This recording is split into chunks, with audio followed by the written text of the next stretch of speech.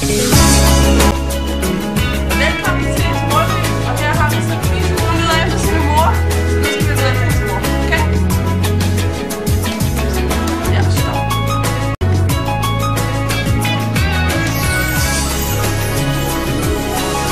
Louise, hun er ved at miste begge sine ben, så derfor vil hun meget gerne finde sin mor.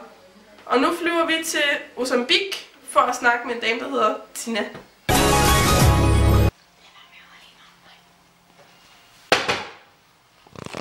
Hallo? Hej. Kender du hendes mor? Hej. Kender du hendes mor? Grete. Hej. Hej. Louise? Fra Carise. Ja, hvad er der? Ja. Ved du, hvor Kan jeg byde dem på en kop te, måske? Nej, hvor er hendes mor? Jeg skal Hold nu kæft, hvor er hendes mor? Så fortæl os det dog. Hvad? Hvor er hendes mor? Jeg henter battet. Jeg er helt vattet. Hvad? Hvor er hendes mor? Hvems mor? Find herfra. Vil du ikke have te? Hvor er hendes mor? Hvor er Louise fra Carises mor? Hvor er hendes mor? Hvad hedder hun? Hvad hedder hende? Hvad hedder hun? Au. Fremad.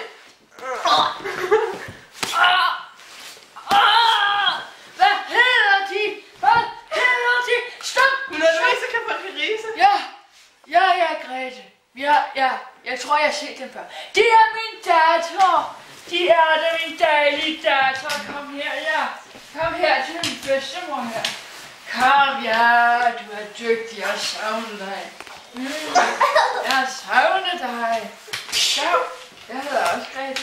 Ja, men ved du, hvor er hendes rigtige mor? Ja, jeg er deres mor. Ja. De er slem på mig nu. De er slem nu. Stop med det der filmeri. Jeg er faktisk meget bag. Prøv at høre. Lige meget hvad han gør her, så har jeg min mand, og han har været gammel bodybuilder. Så hvis I prøver på noget... Er det Sydney Lee? Det kan være ligegyldigt. Jeg siger bare til dem. I kan altid komme og få en kop te, men hvis vi skal være så voldelige, så... Jeg tror ikke, at vi fik meget ud af det her. Jeg tror, vi må ud til nogle andre. Det er så bare stop. Jeg kan meget bedre lide MTV. Ja. Dette er ikke et obligatorisk program til det danske samfund. Kom så, kameraman. Hvorfor er det, at det danske samfund skal se noget så ligegyldigt som dette? Bitby.